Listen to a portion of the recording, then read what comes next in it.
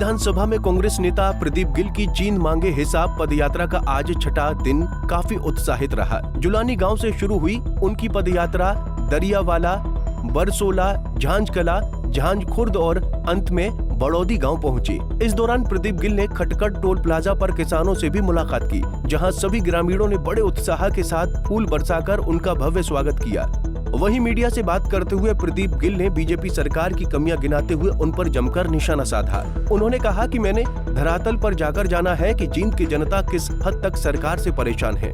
Portal व्यवस्था के कारण फैमिली इनकम ज्यादा दिखाकर लोगों की पेंशन काटी जा रही है। सरकार 5 किलो राशन का ढोल तो पीट रही है, लेकिन ये नहीं बता रही है कि 5 किलो राशन के साथ उन्होंने खाने के लिए क्या दिया है। देखिए, आज लगातार जो दौरा था वो आज अंतिम गांव का दौरा था, क्योंकि आज लगभग गांव हमारे कंप्लीट हो जाएंगे।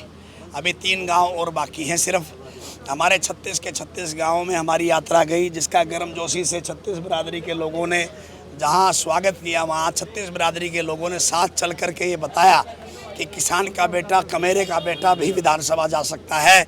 और इस बार पुरजोर कोशिश है कि जिस प्रकार कांग्रेस पार्टी ने एक बात कही है कि योग्य व्यक्ति को टिकट देने का काम करेंगे, हम आज अपनी योग्यता के लिए लड़ाई लड़ रहे हैं। हमारी योग्यता ये है कि 14 साल के अरसे में मेरी गाड़ी कभी बैरिक में नहीं गई। 14 साल के अरसे में मैंने किसी भाई की आत्मा नहीं दुखाई। मैंने लगातार जींद शहर के 31 वार्डों में और 36 गाँव में जो मुझसे बन पड़ा वो मैंने किया है। आज इसी कड़ी में हम बरसोड़ा गांव पहुंचे हैं। बरसोड़ा के अंदर बरसोड़ा के साथियों ने जहां जलपान का भी प्रबंध किया इस यात्रा के लिए, वहीं गर्मजोशी से स्वागत भी किया है। अभी कुछ गांव बाकी है जो खाना खाने के बाद हम करेंगे।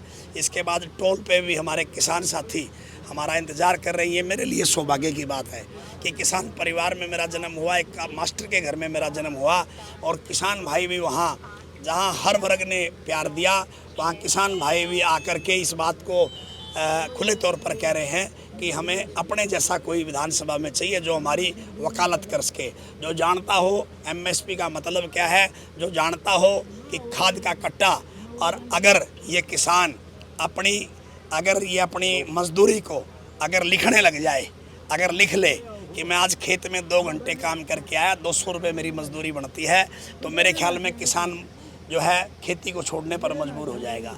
ये जो हमारा मजदूर भाई है जो 600 रुपये की दिहाड़ी करके आता है, तो इसे आज ये पता है कि 100 रुपये का पेट्रोल, जब ये छोटी सी बाइक, अगर लगभग मजदूर भाई भी, मिस्त्री भाई भी बाइक तो रखता ही है, 100 रुपये का पेट्रोल जब उसमें से कट जाता है तो 500 रुपये रह जाते हैं। उसके बाद सरसों का तेल से जिससे छोंक लगाता है, क्योंकि देसी घी तो बटे नहीं आता, सरसों के तेल का आज मूल्य क्या हो गया है।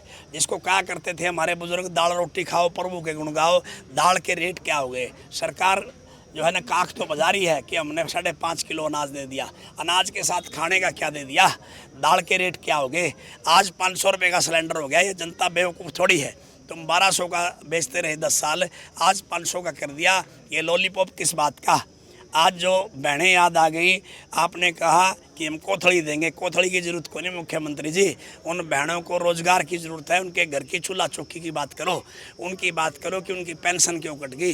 बैठे बैठे तुमने जो वो बना दी आपकी ये क्या नाम, फैमिली आईडी, और उसमें बैठ कर के ही 60,000 तक अगर उसके घर में इनकम है तो 0 ला दी ताराक, तो कि मैं गया नहीं अगले की तो 6 लाख दिखा दी और वह पेंशन कट गई। वहीं उन्होंने कहा कि भाजपा सरकार ने 10 सालों तक प्रदेश में कुशासन किया है, शासन नहीं। आज हरियाणा कौशल के अधीन लाई गई टेम्परेरी नौकरियों में भर्ती कर सरकार युवा वर्ग को हताश कर रही है। इसके अलावा हमारे सरकारी कर्मचारियों को हर जगह अपने अधिकारों की मांग करने पर लाठियों से स्वागत किया जाता है। इसीलिए जनता बदलाव चाहती है और अपने अधिकारों के लिए आवाज उठाने को तत्पर है। जींद से अमनदीप पिलानिया, पंजाब केसरी टीवी। हमसे जुड़े रहने के लिए हमारे YouTube चैनल को सब्सक्राइब करें और नई वीडियो की नोटिफिकेशन के लिए बेल आइकॉन को दबाएं। अगर आप ये वीडियो Facebook पर देख रहे हैं तो लाइक जरूर करें और ज्यादा से ज्यादा शेयर करें। धन्यवाद।